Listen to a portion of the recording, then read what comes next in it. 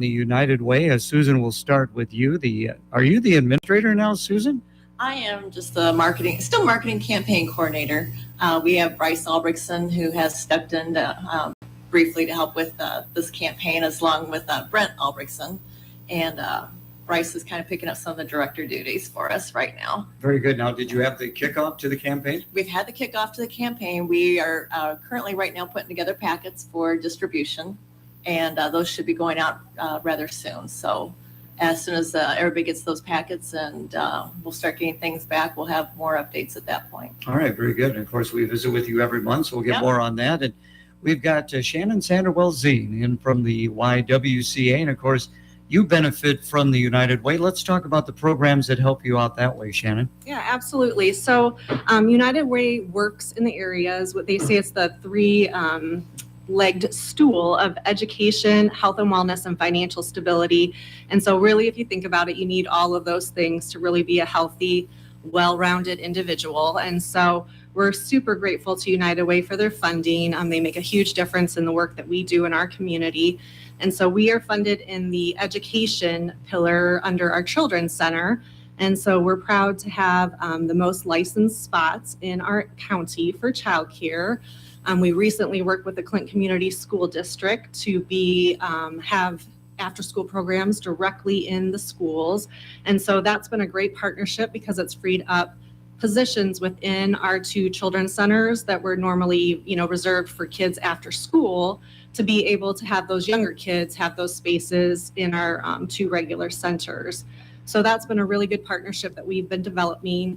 Obviously, this year with COVID, it's been difficult numbers. We've had to quarantine some classrooms and that kind of thing. So when we first started it was during COVID. And so the vision was for us to be in all 4 schools so that kids, after school aren't spending 45 minutes on a bus. They can go directly into programming. Their parents have convenient drop off in the morning and then pick up after school. And then they come into our program and have a snack.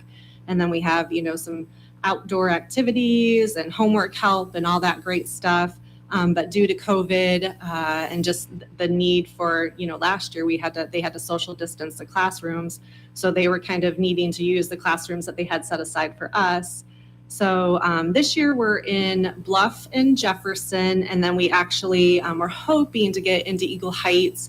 The numbers there, we only had probably 8 kids that signed up for care. So we ended up having it at our Lions Center, just kind of grouped in. So hopefully next school year we'll be in all 4 of the schools. Then that will additionally open up those spots for additional childcare. So if you've been watching the news, childcare has definitely become an issue that people are understanding that it really ties directly to economic development. If parents don't have readily available quality childcare, that's going to affect the workforce. And we know how much everybody's right now trying to, get all their positions filled within their employment and struggling to hire people. And so if those individuals don't have readily available childcare that's affordable, that's going to continue to be a struggle. So it's good to see that local legislators and our economic development people are starting to see that childcare is just a really integral thing in just a community success. Childcare, daycare, how long has that been a part of what the YWCA has offered to the community? Has it been quite a time? It's been a long time, and to be honest with you, you and I were just chatting about my horrible memory before we came on air, but I believe it was even before the 70s that we had programming. I actually had Jennifer Graff is on our board of directors, and she was saying she remembered coming to the Y back in the day for programming, but just as far as like licensed daycare, it was the 70s. And then, one of the things the YWCA is super proud is that we just always are kind of working in our community to meet unmet needs.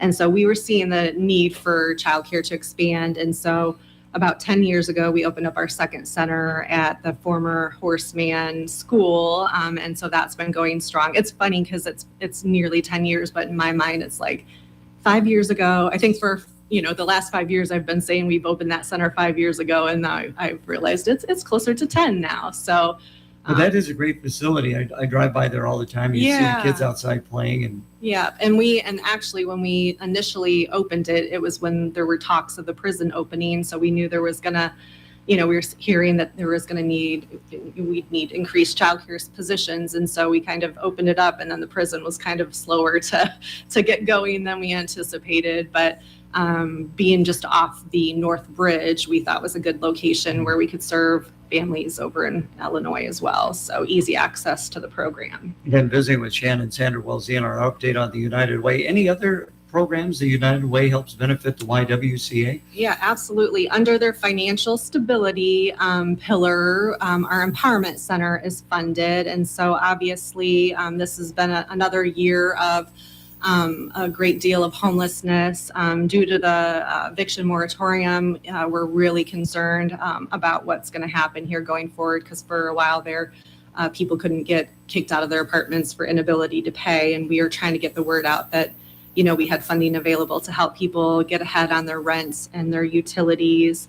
And so we're really hoping, we're putting in, a request for some American Rescue Plan funds and need to formulate exactly what that is. But currently, this past year, there was a 422% increase in people that we actually served to help with them. So basically, if you're at risk of losing your home, I believe it's in the next 6 to 12 weeks, we're able to help with rent and utilities assistance. Since that time, there's been some other aid available to help people with their utility payments. So for the most part, we've been referring them to these other funding opportunities for utilities, but we are still helping with rental and getting people placed in housing. So we work in rapid rehousing, which is basically quickly getting people into their own homes, because if you're dealing with a lot of issues that are you're struggling, we operate under the housing first model, where you want to get a roof over your head, and then you can go on to address needs that you're, other things that you're facing in your life. But if you don't have that roof over your head, it's really hard to think about the other things. It's really hard to think about getting a job, or it's really hard about addressing, maybe an addiction, if you don't have that roof over your head at night. So our philosophy is get them in that roof over their heads so that they can start working on those additional things. And our case managers do work with people for up to 12 months once we get them into housing, to go on to help them to address the other things that they're facing, so they can really get on a path for success. Now, how do people, do they come to you directly? Are they referred to you? How does some of this work, Shannon? So the state of Iowa, I think it was 2 years ago, ended up having what's called a coordinated entry system. And so we actually have an 800 number where people call, which initially when that happened, we were kind of like, we're asking people to call an 800 number instead of just calling the YWCA and getting one of our friendly people. Well, they determined that they wanted to make sure that people were getting entered in this system. So basically, people call the 800 number, and then our people actually do answer those calls and enter people in the system. And then it's just a coordinated system that all the agencies can kind of come to meetings and then pull people off the list to be able to help them. So while it does seem a little cold to be an 800 number, it's actually the first step to getting help and making sure that people are being able to be helped in the best way by the best agency that can help them with their needs. So our time is just going by so quickly. We've got about 2-3 minutes left. Is there anything else that you need to pass along here on the program today, Shannon? Yeah, I would just say, just to the listeners, to please do support United Way. I do often say, if you want to give back to our community and you're not exactly sure how, or maybe it's just a small amount of money, just give to United Way, because they are funding so many great nonprofits in our area that are doing hard work for a little amount of money. And so your donations to United Way just make a huge difference in our community and helping those people in need. You can, give generously and know that you're truly making a difference in our community in just a variety of great ways. So we just appreciate people that have given to United Way, and just would ask the listeners to consider, if they've never given, to think about giving. And we just really appreciate United Way and all their support for the work that we do and the greater good for our community. Very well said. Just listening to you in these few minutes, it's amazing what you do all offer at the YWCA. Yeah.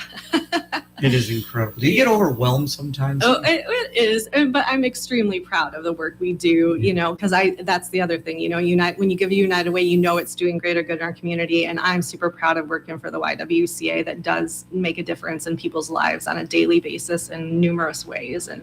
And so that just, If people want to find out more about the YWCA, how can they do that? They can visit our website at ywcaclinton.org or follow us on Facebook or Twitter. We call them the socials. Follow us on any of the socials. We're on Instagram too. And, obviously can call. We're always looking for volunteers. And so there's just a lot of ways to reach out and learn more. Very good. On the update on the United Way, again, the campaign just kicking off. People want to find out more on that. How can they do that? Yeah, you can call the office at 242-1209, or you can go to the website, which is clintoncountyunitedway.org, and there's a donate button there. You'll be receiving, if you've done payroll deductions in the past, with your company, those packets will be coming out. And again, just to reiterate what Shannon said, there is a great need in the community this year after the COVIDs for the last 2 years. We've got a lot of people that are really needing help. Thank you both for coming in today. Thank you. The Sawmill Museum in Clinton needs your help. The Sawmill Museum will be celebrating their 10th anniversary in October and needs a slogan. Mail in your slogan idea